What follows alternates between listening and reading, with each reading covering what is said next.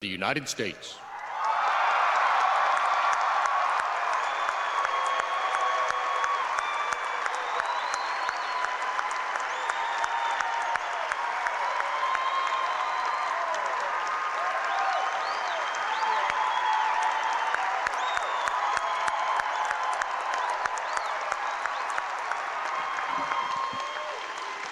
Thank you all for coming.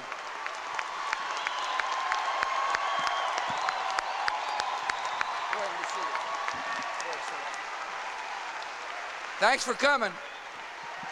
Okay. Thanks for the warm welcome. We got a lot of work to do here. Yeah, thanks. Okay.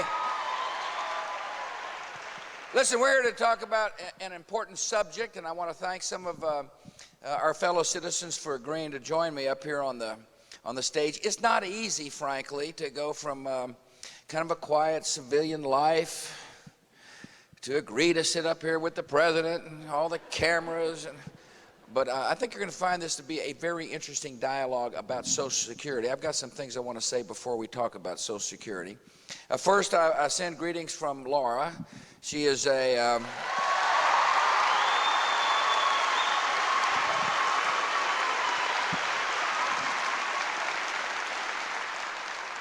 On the way out, she said, when you get down to North Carolina, tell everybody hello and make sure that the panelists get to talk.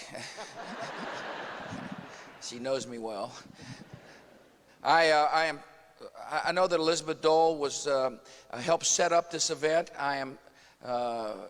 She is staying back in Washington because there are crucial votes coming up. I believe that an important initiative, and that is to bring reasonable legal reform on class action lawsuits, will pass.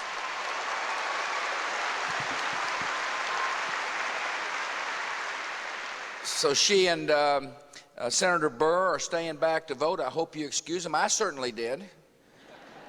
I'm also pleased that a person who set an example of what it means to be a person who sticks to his principles and is a fine United States Senator has joined us, Senator Jesse Helms. Thank you for coming. Proud you're here.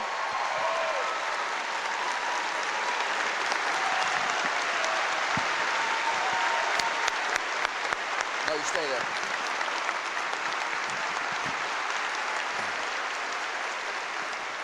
It sounds like to me they still remember you.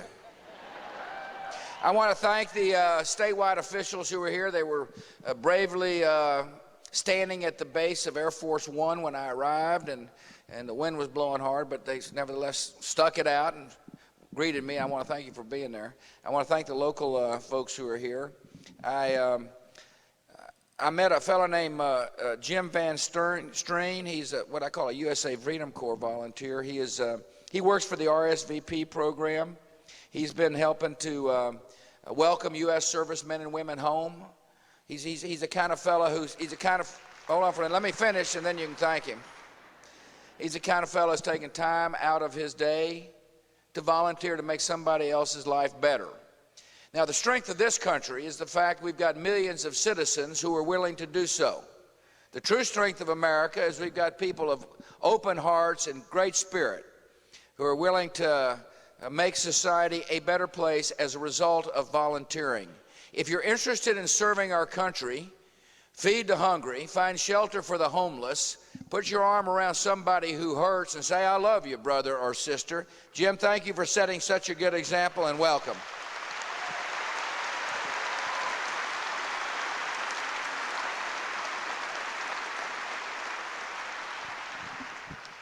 The world is getting more free, and therefore a future generation of Americans and kids around the world is more likely to live in peace. I hope you are as enthused as I am about what has happened recently in the course of world events. Think about the elections in Afghanistan. Millions of people voted for the first time in ages for a president, and the first voter was a woman. That is miles away. And that's miles away from a time when people were tormented by ideologues of hatred called the Taliban. And the world is better off when a part of the world that has longed for freedom sees a free society emerge in Afghanistan. And then there was an election in the Palestinian territories. And I've been impressed by President Abbas's willingness to stand and say, we must defeat terror and establish a democracy in order to achieve peace with our friend Israel. And I look forward to working toward peace in that part of the world. And then we had the elections in the Ukraine, and which were a beginning of a continuation of a democracy movement in a part of the world that hadn't known freedom for ages. And then, of course, a week ago last Sunday, against all odds and defying all expectations, millions of Iraqi citizens said, we will not be terrorized, we want to be free, and they went to the polls.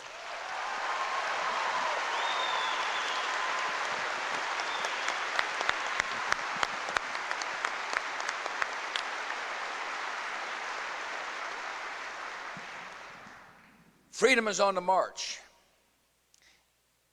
And my job and the job of the United States of America with our friends and allies is to continue to promote free societies. Because I understand freedom equals peace. And I believe we have an obligation as we protect our homeland from terrorist thugs to make the world a more peaceful place for generations to come. And I'm looking forward to the challenge. I'm looking forward to going to Europe in a couple of weeks to say, listen, we share a lot of values. We believe in human dignity, human rights. But most of all, we believe that every soul should be free. I laid out in my inauguration address what I think is a noble goal for generations to come to end tyranny in our world. And the United States of America, working with friends and allies over time, has got the capacity to do so.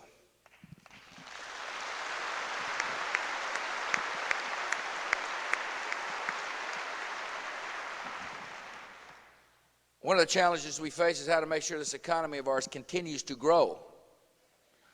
National unemployment rate is down to 5.2%.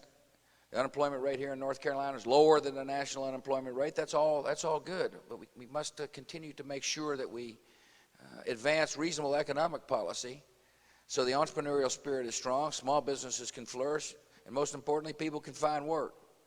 And I'm looking forward to working with Congress to put reasonable plans in place to make that happen. One of the most important things I've done in the new term is to submit a budget that says, let's address the deficit. Now, I've heard from business leaders, entrepreneurs, small business owners, Republicans, Democrats, congressmen, senators, all say we got an issue with the deficit. I said, fine. I have a responsibility to submit a budget. I did. It's lean, it's focused, it set priorities, and it says if we got programs that aren't working, let's get rid of them for the sake of the taxpayers.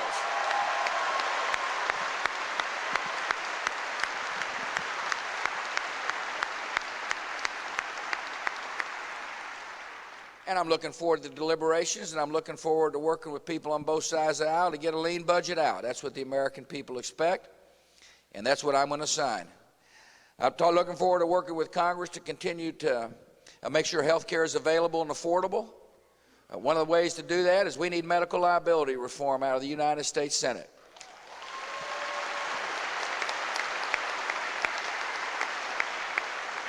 It's important for people to receive justice when they're harmed, but it's important for the scales of justice to be balanced, and the scales of justice are not balanced.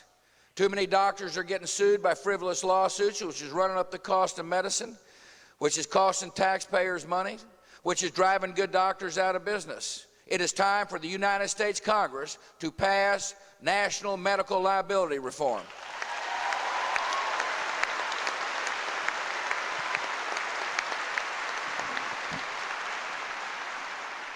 I'm looking forward to working with Congress to get an energy bill out. We've been debating energy for 4 years. We don't need any more words on energy.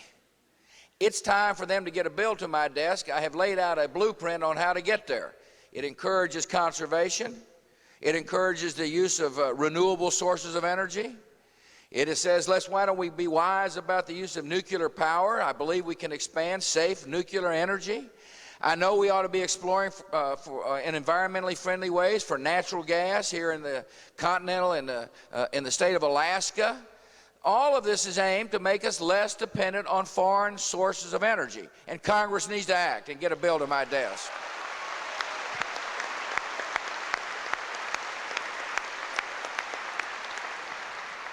On taxes, I'm looking forward to getting the bipartisan commission's report to me on how to simplify the code.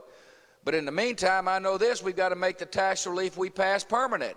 We ought not to be running up taxes on entrepreneurs. I look forward to working with Congress on education matters. I will not let the United States Congress roll back the reforms of the No Child Left Behind Act. The No Child Left Behind Act is challenging the soft bigotry of low expectations. We're raising standards. We believe every child can learn, and we expect every school to teach, and we want to know, in return for our money, whether or not schools are meeting expectations.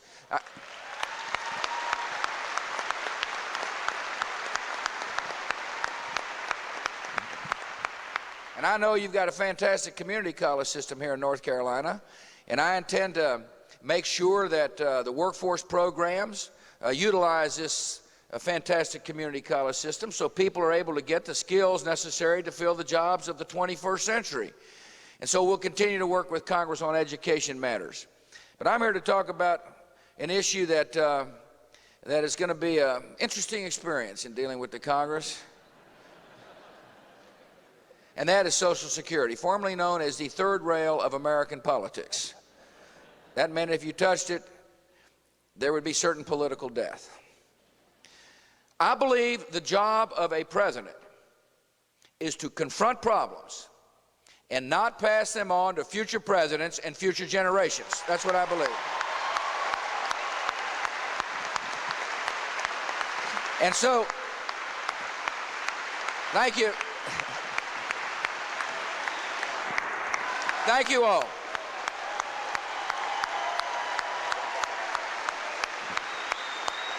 Okay, thank you. Thank you for the warm welcome.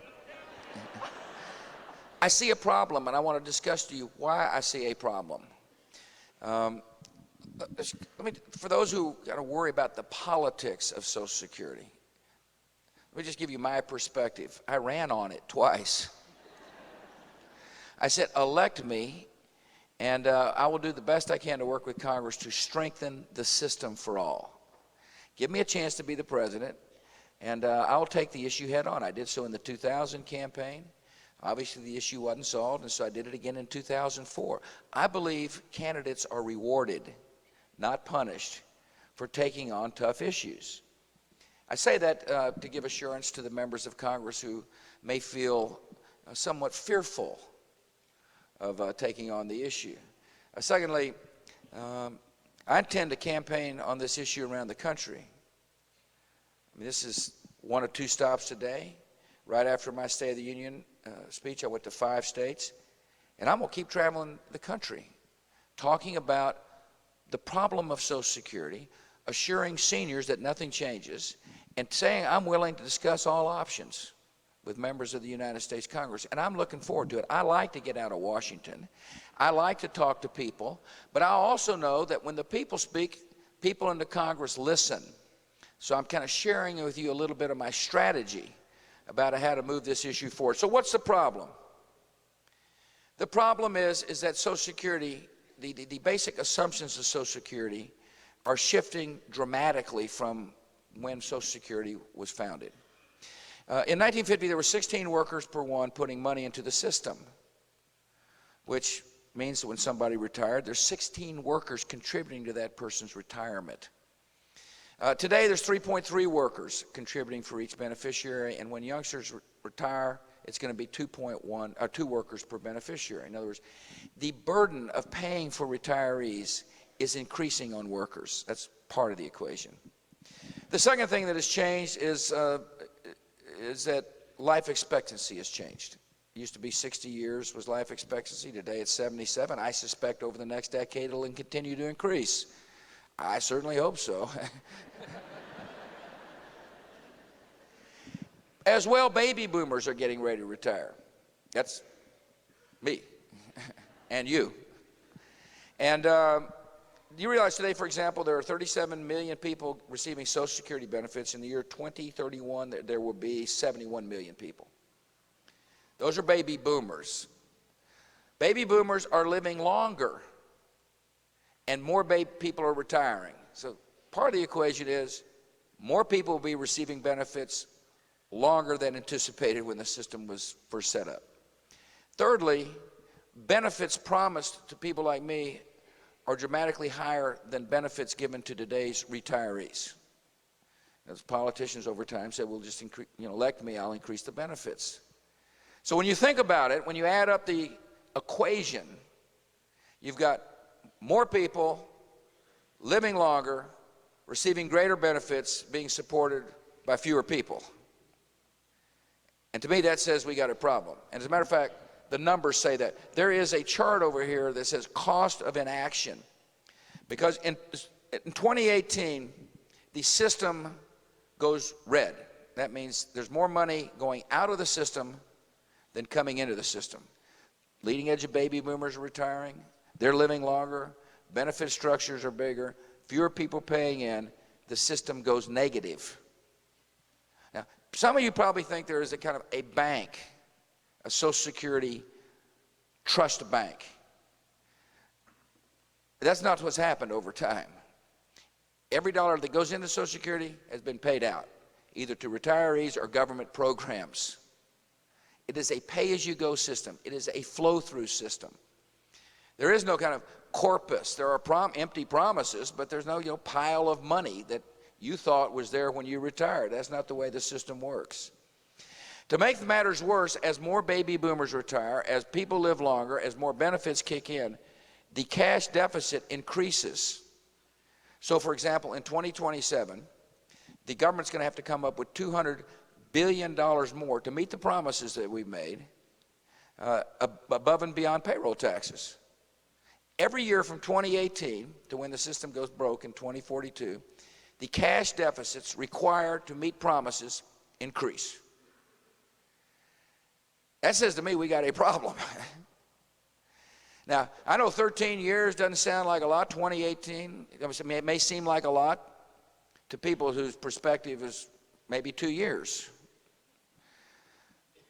But as I told you, I think we've got to anticipate problems, particularly on this issue, because the longer we wait, the more difficult the solutions become. That's just a fact. And so step one of my strategy is to continue saying to the American people, we have got a serious problem.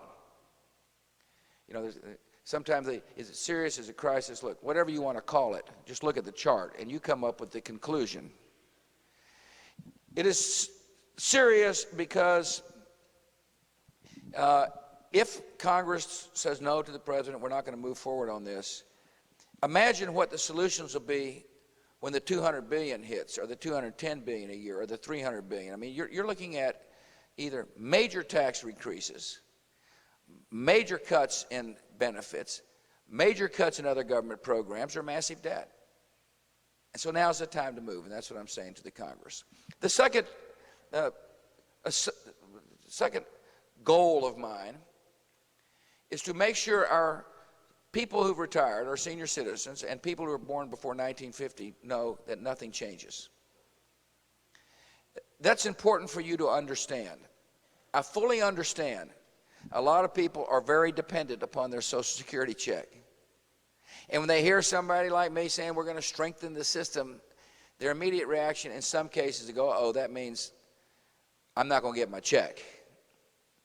You might remember those campaigns and around. I'm sure you've seen them in states where people elect somebody and he's going to take away your check. That happened to me, for example. They said, if old George W. gets in, you're not going to get your check. Fortunately, they got their check after I got in, so they kind of rung hollow in 2004. You'll hear the same kind of thing being put out there, that seniors need to worry about this. And I'm going to spend a lot of time assuring people who've retired or near retired that nothing changes. The system, when we talk about insolvency, the insolvency issue doesn't relate to you. It relates to your grandchildren. And that's the issue we're confronted with. What do we do about the retirees' grandchildren? As I said in my State of the Union, we have an obligation to do what others have done for my generation, is that leave a better world behind. And that's why I was willing to dedicate as many words as I did in the State of the Union to what used to be the third rail of American politics, Social Security. Now, it's one thing to define the problem. It's another thing to be a part of the solution. And I have an obligation as the president not just to define the problem, but to encourage dialogue by putting out some ideas of my own. I stood up in front of the Congress and said, in order to truly fix it, in order to have a permanent solution, all options are on the table except for running up payroll taxes. And that means a lot of different things. Democrats like Senator Moynihan, who Senator Helms served with, had some really constructive ideas as to how to address the root cause of the problems with Social Security. President Clinton had some ideas. Former Democrat Congressman Tim Penny. And the ideas range from raising the retirement age to delaying benefits to calculating benefits not based upon wage increase but price increase. I mean, it's a little esoteric here, but in other words, there's some serious ideas on the table to how to permanently fix Social Security. And that's why I said to the Congress, all ideas are on the table, and if you got a good idea, bring it forward. Now is the time for people from both sides of the aisle to address the problem. And I'm willing to listen to anybody's idea, and I'm looking forward to a good, constructive dialogue about how to seriously address the problem, making sure that those who've retired have nothing to worry about, and at the same time making sure there's a Social Security system for younger people coming up. I put out some ideas, and I want to talk about one of them that I hope you find interesting. I certainly did, otherwise I wouldn't have put it out. And that is as a way to allow younger workers to more nearly or come closer to the promises that have been made but can't be fulfilled. We should allow younger workers to take some of their own money, their own payroll taxes, and set it aside as a personal retirement account. This is a novel idea for Social Security, but it's not.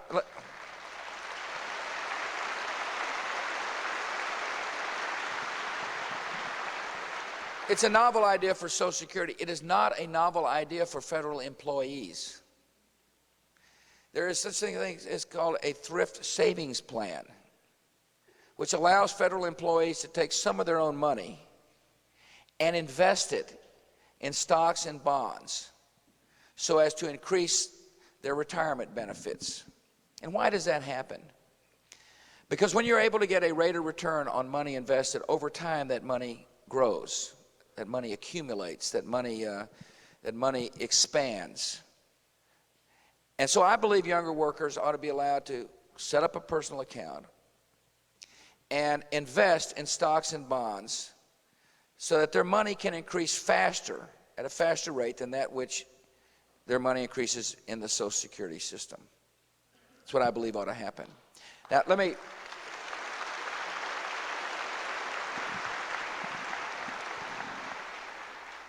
And so, that's called the compounding rate of interest. Just trying to show off a little bit, kind of. Not bad for a history major. Let me give you an example of what I'm talking about. By the way, our plan is one where I believe we ought to phase in the accounts so they're more affordable, so that the transition costs are more manageable to get to such accounts. I believe ultimately a worker ought to be allowed to put 4% of the payroll tax aside as a 4% of the 12.4 as a in the personal account. So money stays in the system, but money also would be allowed to grow with interest. Your option, by the way, younger workers shouldn't be forced to do this. Younger workers, if you're interested in this, you can do so. Now, if you're a worker who earns $35 a year over your lifetime, and this system were in effect where you could put 4% of your payroll taxes in a personal account, and you started at age 20, by the time you retired, your personal account would grow to $250,000. That's compounding rate of interest. couple of guidelines that need to be. I mean, you just got to understand there will be guidelines like there are for the employee thrift, the federal employee thrift savings plan. There's got to be guidelines. You can't say let's have a good retirement system and let somebody take their money down to the lottery and invest it.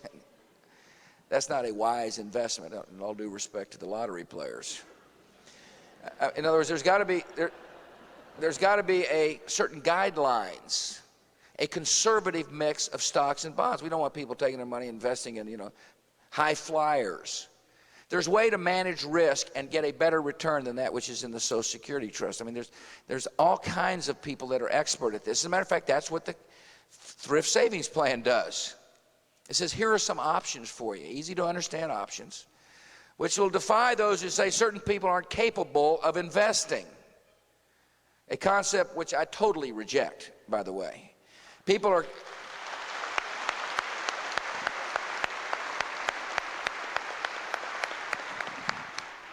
the person with the $250,000 account couldn't take it all out at the moment he retires or she retires and spend it. In other words, there would be a guidelines for a drawdown. You see, the money coming out of the personal account is to complement the Social Security money, however much is still available after the congressional reforms.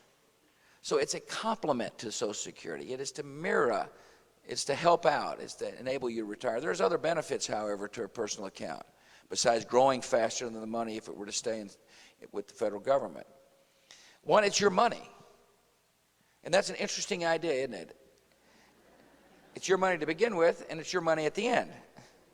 And you can do with it what you want. You can't take it to the lottery, you can't gamble it, you can't try to increase it with silly investments, and you can't pull it all out at once.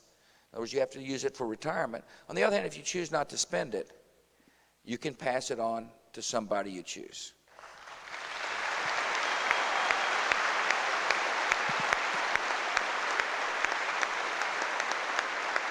No more credit. Obviously, I didn't listen to Laura. Got some other things to say real quick. The current system today, think about this. If you work for 30 years and you start at age 20 and you're putting money in the Social Security system and you die, that money that you put in the system, if your survivors are over 18 years old, goes away. I think it makes sense to try to encourage people, particularly for the security of their families, to be able to have something to pass on beyond other things they're going to pass on. I like the idea of having an account where people say, I own this, and they're able to look at a quarterly statement to watch their own asset base grow. And I like people being able to say, I've got an account that the government cannot take away. It's mine.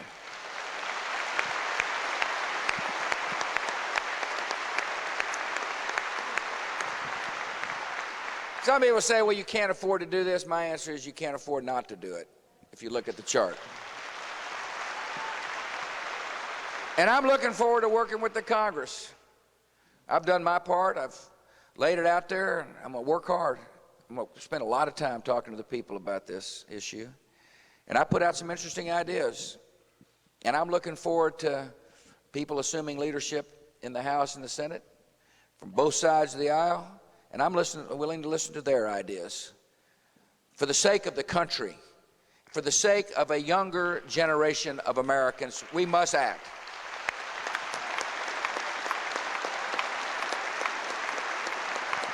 Andrew Biggs. We are here with one Andrew Biggs. Fine lad, as you can see. What do you do? Work for me, of course. No, anyway. Tell them what you do, Andrew, please. Andrew and I have done this before, see, so I'm used to needling him. My name is Andrew Biggs, and I'm Associate Commissioner for Retirement Policy at the Social Security Administration, which in short language means I think about Social Security reform quite a bit. The good news on Social Security, even if it seems very complex. Andrew has a PhD, by the way. Well, which is an interesting lesson for those of you who are worried about your college career. Andrew has a PhD, and I got a C.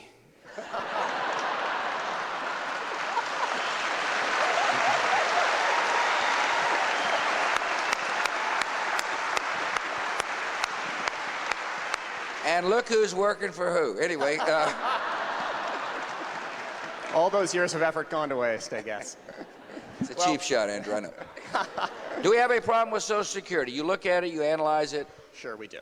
The good news is you don't need a PhD to understand how this works. The biggest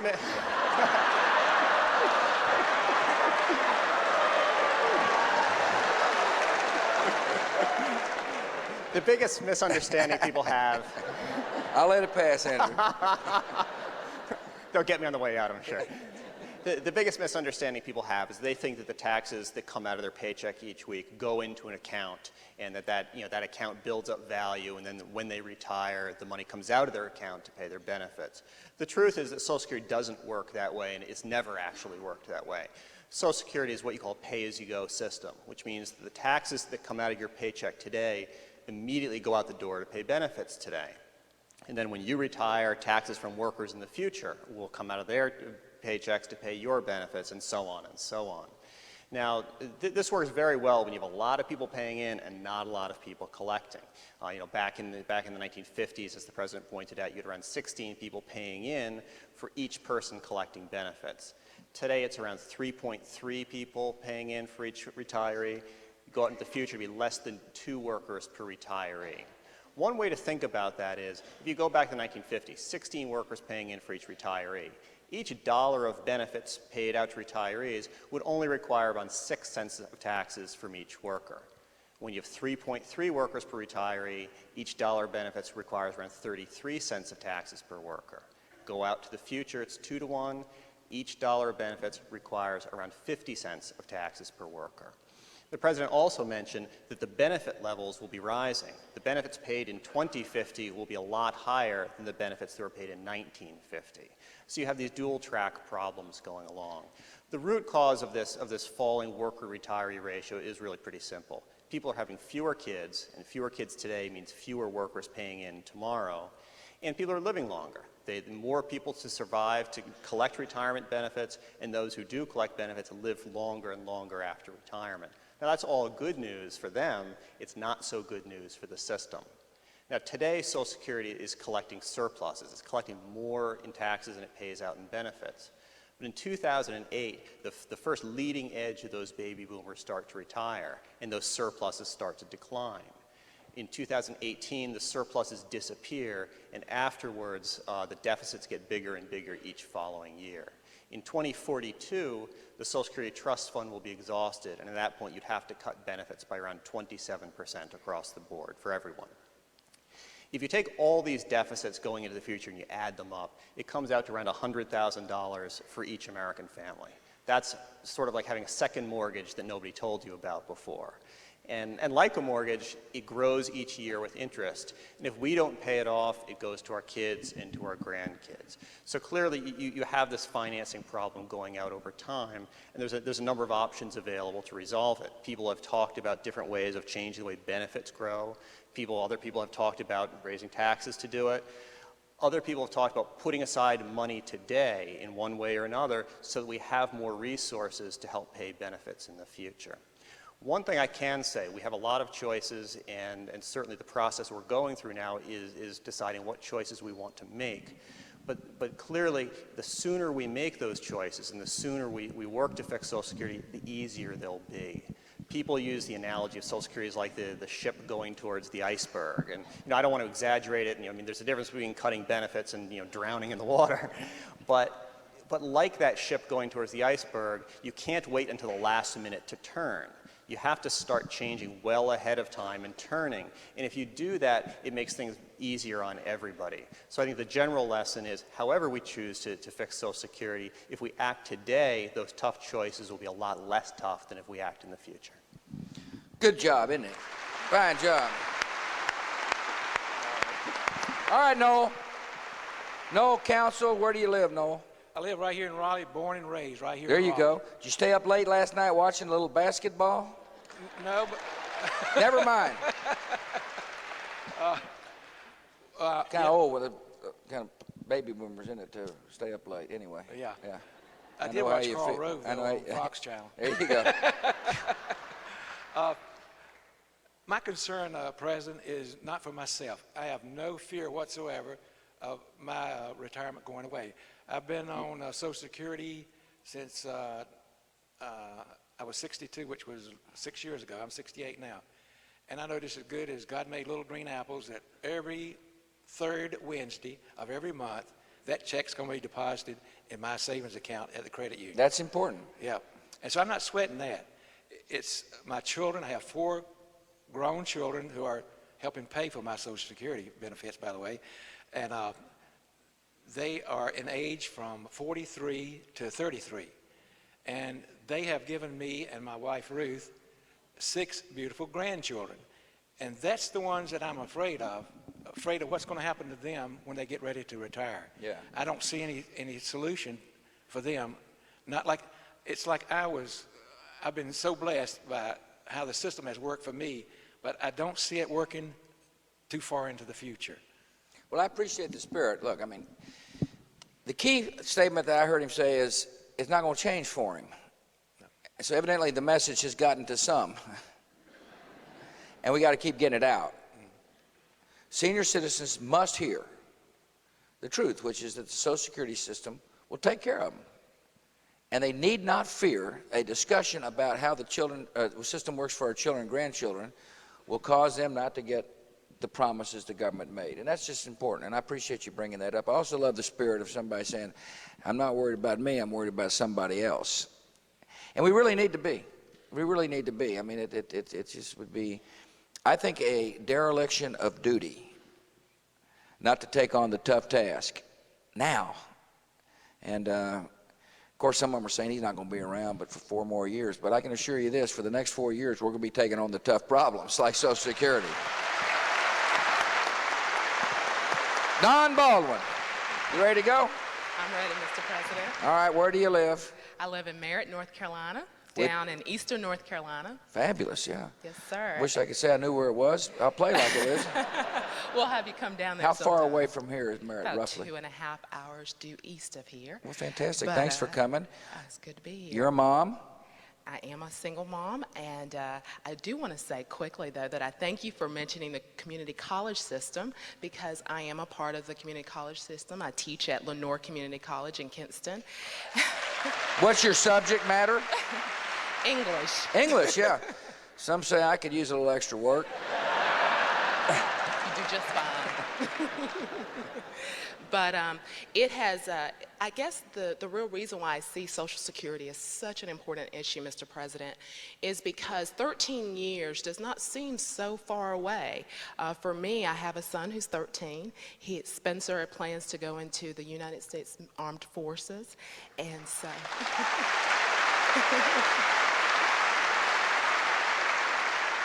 And so it is important, his future and the future of the next generation.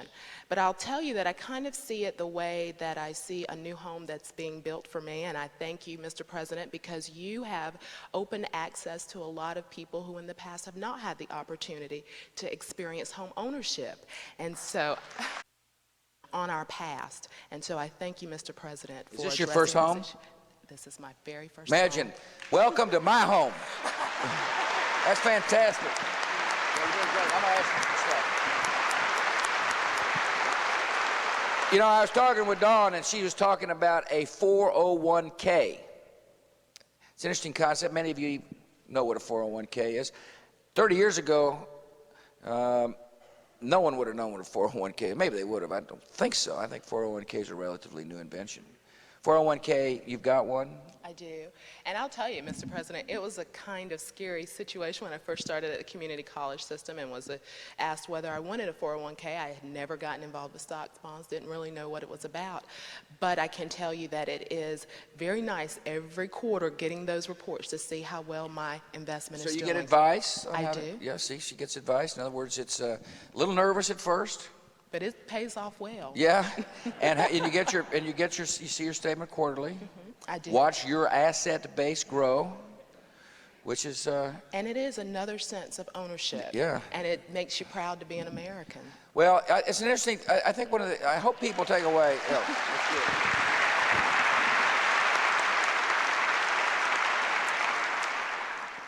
One of the things that I find so attractive about enabling people to save some of their own money is this sense of, participation in the system, I guess is one way to say it. I mean, it's as you said, it makes you proud, but it's your asset base. And your little guy, 13-year-old son, is, someday, if you choose, it becomes a part of his asset base. And the capacity to pass property from one generation to the next is more than just passing a piece of land, which is a fabulous story, by the way. But there's other assets you can pass on. And I think it stabilizes society. And I think it makes society more hopeful when people say, this is what I own, and I'm going to choose to pass it on to whomever I want. And and it's got that. By the way, that concept must spread throughout all society. It should not be confined to just one segment of society. This isn't a Wall Street phenomena anymore. This is a phenomena of people being able to own and manage their own money all throughout the country, and it seems like it makes sense for us to give a younger generation of Americans the same opportunity to do so through the Social Security system. You did a great job. Thank you, Mr. Welcome.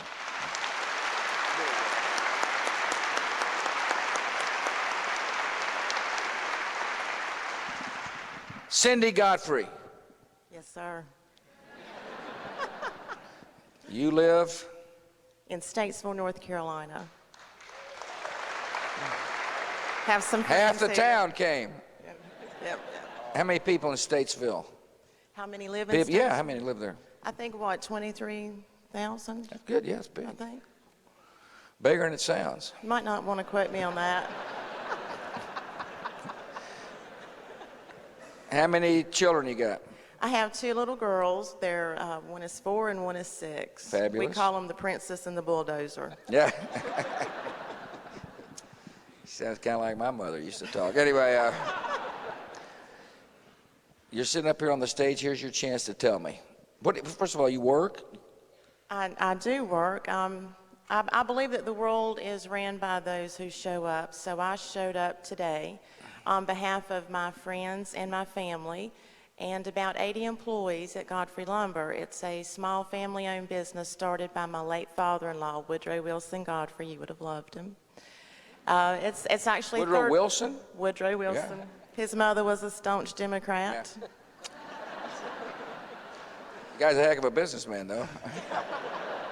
Anyway, Godfrey Lumber. He started our business with a pair of mules and some saws, and currently we have 3 facilities, and we manufacture probably the finest eastern white pine log home siding anywhere.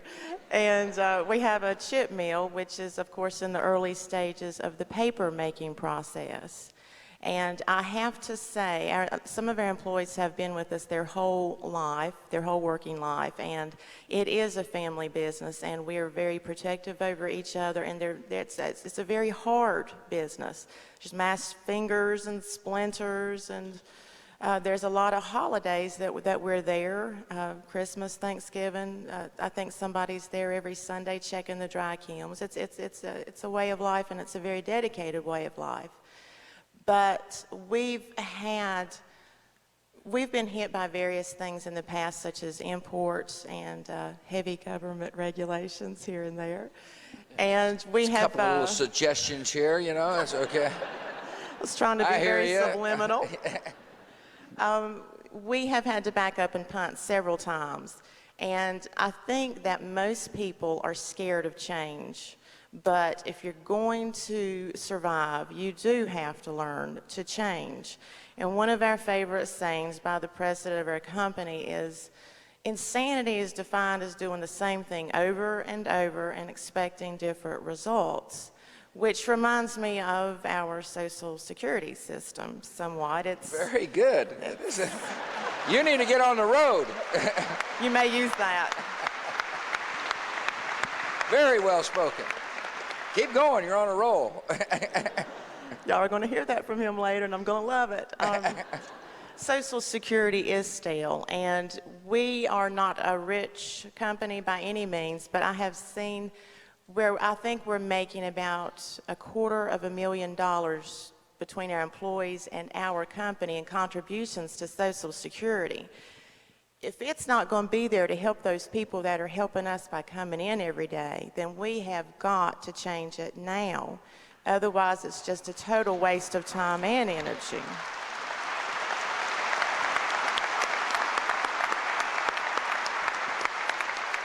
I kind of took your regulation statement there. I'm kind of trying to read between the lines. Are you saying to me that you're worried about the system I'm talking about will cause you to have more regulations on you a little bit? Maybe, in other words, small businesses are burdened by regulations, and there's a concern I've heard. I would very much like to know if this is going, if your plan, if your proposed plan is going to help the small business, because we need all the help we can She doesn't get. want to be managing the personal accounts, is what she's saying. She doesn't need any more government telling her what to do, and the answer is absolutely not. It will not burden small businesses, and that's important for small business owners to understand. This is not a added regulation on top.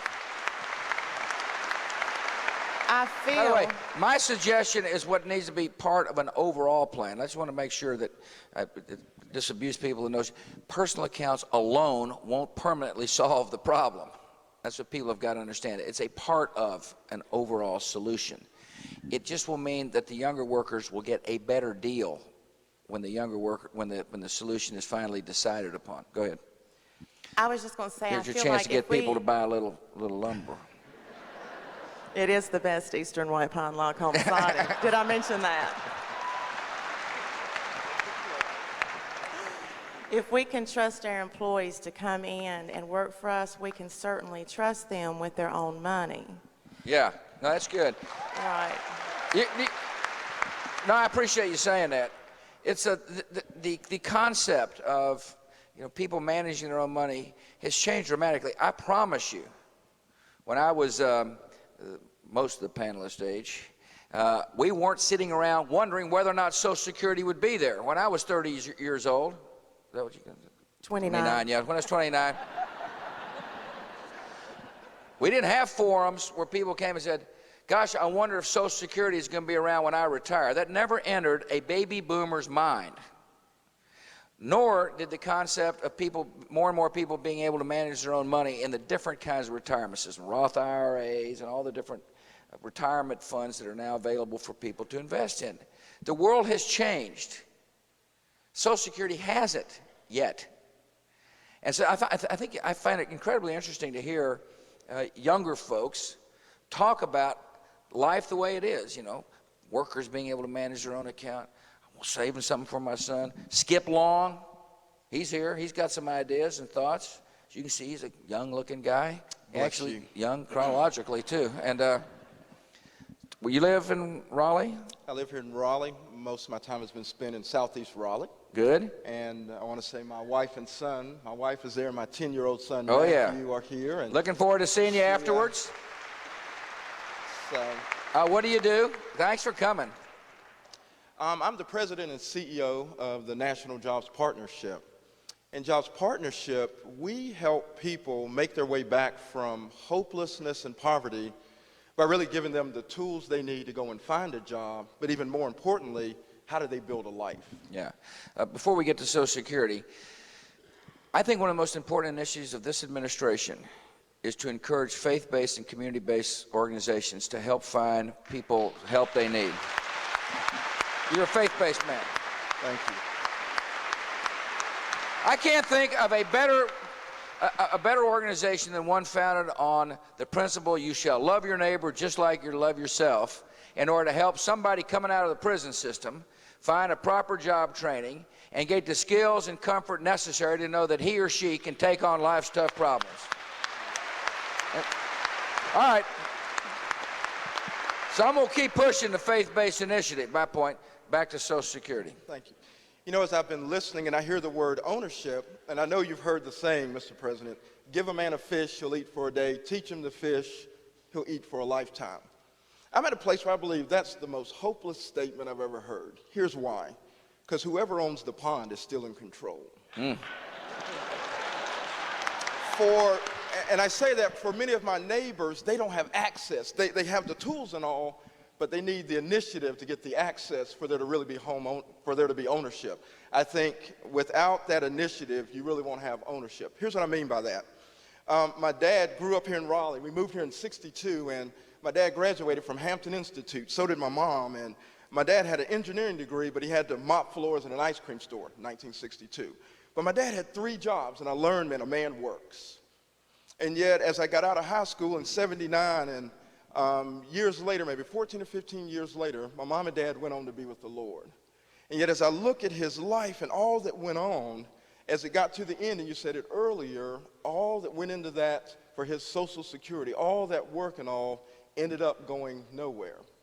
And yet for me, my hope is, for many Americans, is not so much, and even for us, how do we help you get a job? No, that's not important. How do we help you have a life? I want to hear about, yes, how can Social Security help you? But the bigger picture is, we want to make sure everyone in America has a life. Now, in order to have a life, you got to have a job. And when you have a job, you have life.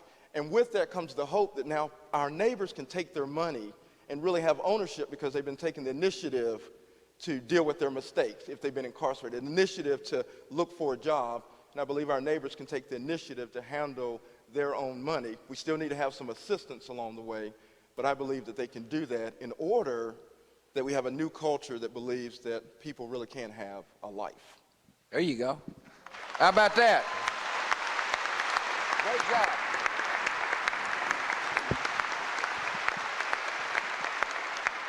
The system can be designed so that people can learn what it means to invest. And that's important for people to know. I've heard some people say, well, you know, there's certain people in society that just aren't capable.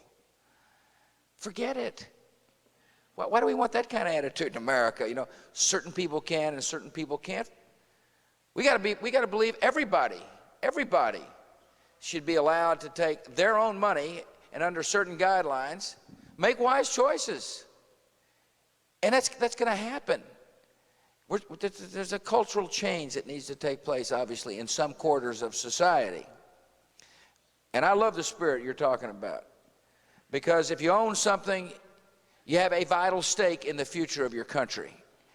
And that's exactly one of the key points behind this notion about allowing people to take some of their own money and investing it. I think the panelists did one heck of a job up here. I want to thank you all. I'm going to answer some questions.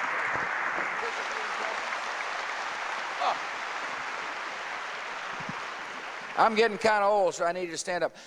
Let me take some questions, a few questions, and then I got to head on over to Pennsylvania to continue the dialogue. Yes, sir.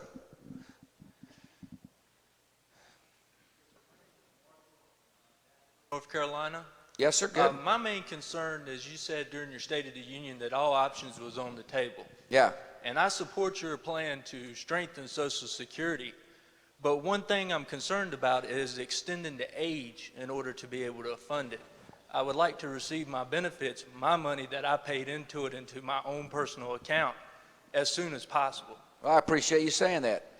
One way to make sure people affect policy with all options on the table is to, first of all, I'm not taking options off the table until Congress comes to the table and starts discussing. And secondly, I think if a lot of people, younger workers, are concerned about that option, you ought to let the people know. And you just let me know, and I appreciate it. Yeah, I'll sign that book too. It's a fine book. If you're interested in getting some sleep, read chapter 5. Yes, sir. Let's work your way down there. Mr. President. Not yet. Yeah. On behalf of Northeastern North Carolina, thank you for what you do for our country. Thank you, sir.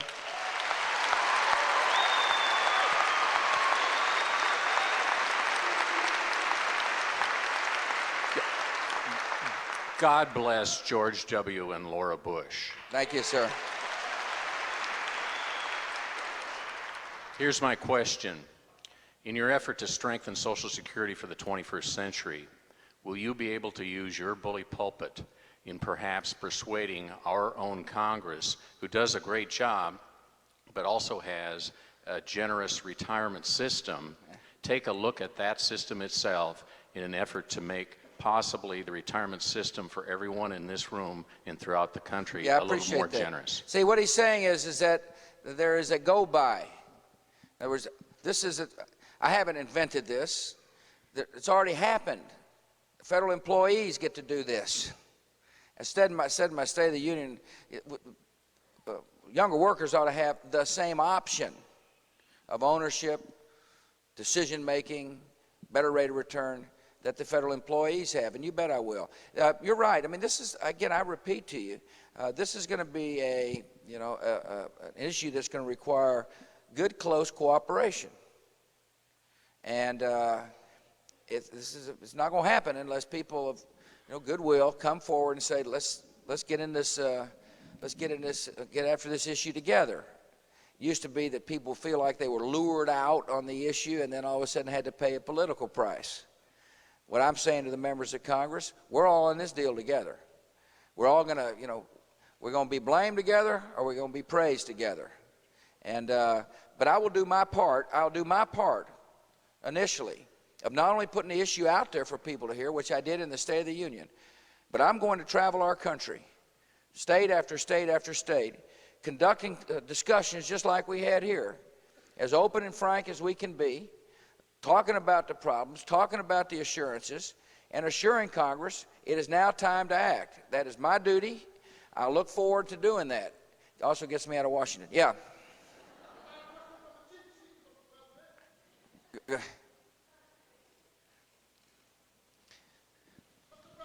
Yes, sir.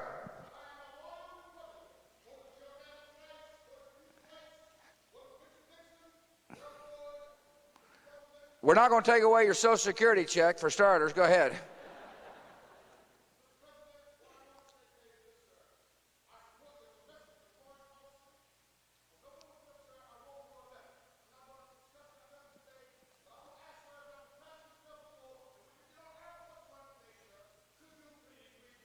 Absolutely.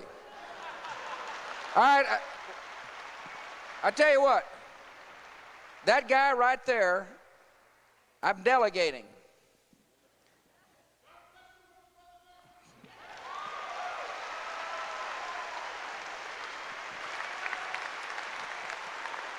Go ahead.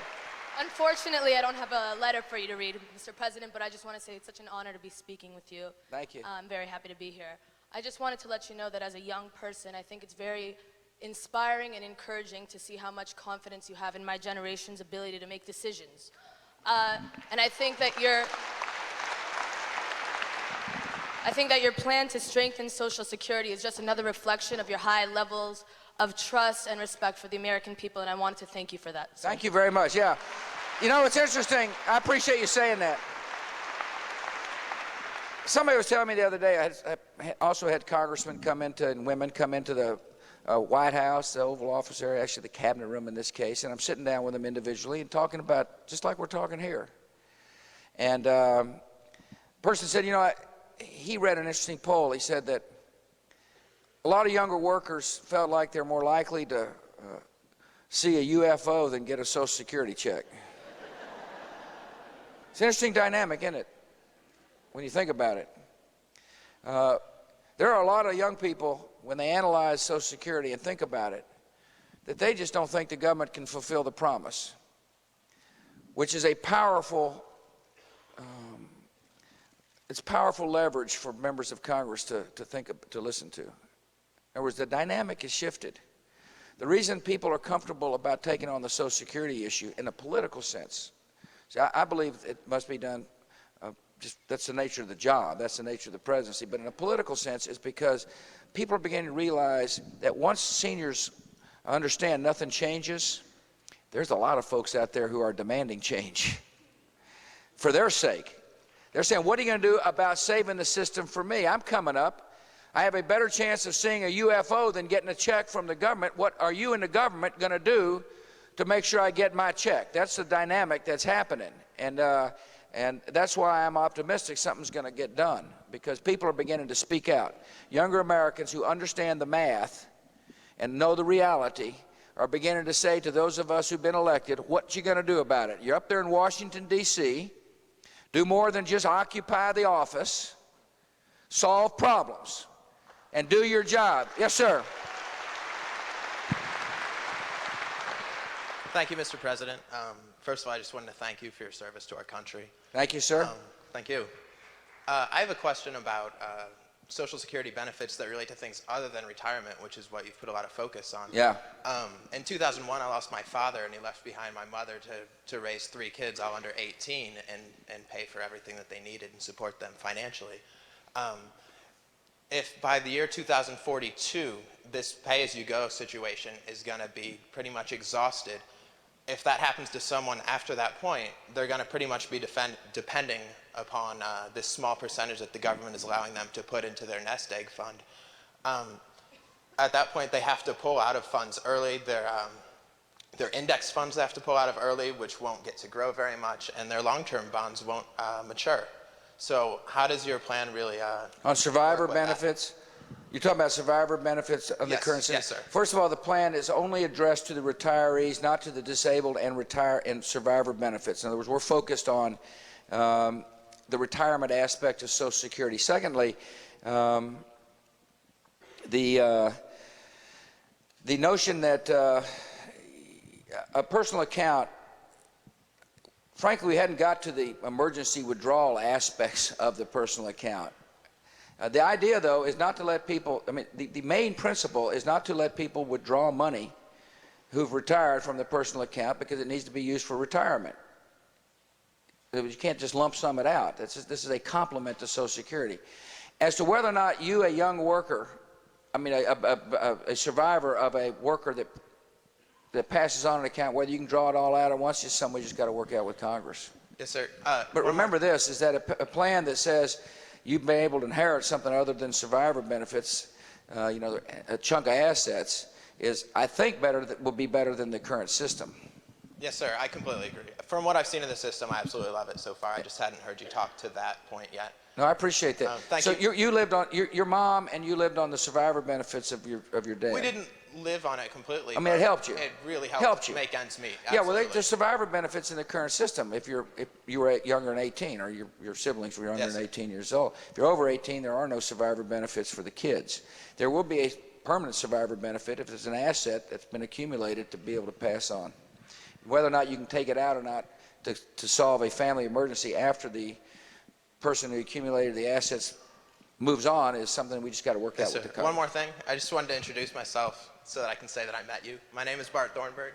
Good job. And I was wondering, Yes, sir. Mr. President, Thomas Stith, Durham City Councilman, but more importantly, Welcome. good to be here. Thanks for serving. Thank you. More importantly, I'm a husband and a father of 3 young daughters. And first of all, I want to say thank you for bringing faith back to the White House. There you go. Thank you. Appreciate that.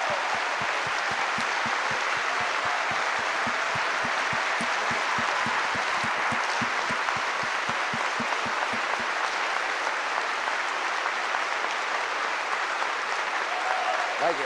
Okay. My question is simple. Certainly, we're very energized here today, supportive. The system is clearly broken. What can we do once you leave here today to ensure that we can assist you in helping to fix the system? No, I appreciate you saying that, and part of my reason to travel the country is to explain to people that there is a problem. The Honorable got it. He said there is a problem. What we do to help you fix it? First step is to make it clear to people there is a problem, because if the people in Congress say there's not a big enough problem, let's just move it on, nothing will happen. In other words, there has to be a sense of, in your voice, as you pointed out, urgency. And it's going to take me a while to convince people of the urgency to act. I believe that once members of Congress, and therefore step one is to convince people there's a problem of both political parties. And once it gets in their mind that there's a problem, the follow-up question is, okay, now you see the problem, now what you going to do about it? And we haven't got quite to the what you're going to do about it stage yet. We're going to continue, and I want to thank you for that. Write, talk. When you see people say, well, there's really not a problem, just the facts speak for themselves. Again, this is not a political issue. This is policy at its most pure, I think, and the facts are clear. And the facts say it's time to get something done. But I readily concede there's we need a little more, I need to spend more time convincing people that we got the problem. And then once we get to there, sir, it is, and I tried to stimulate discussion, or at least prepared the way for a good discussion by saying, I'm willing to listen. And if you put an idea on the table, it won't be used to club you over the head politically with it. In other words, there needs to be an honest, open dialogue. You deal with problems at your level, and the best way to deal with it is for there to be an honest discussion about different solutions without fear of political reprisal. And that's one of my pledges to the members of the United States Congress and the Senate. And that, when the time comes, the other thing you can do is assure people that nothing changes. Again, I just know. I mean, there are people out there who rely upon Social Security who are very worried when they hear political people like me talking about reform. The concept of reform means I'm not going to get my check, or I'm not going to get all my check, or I'm not going to get enough of my check.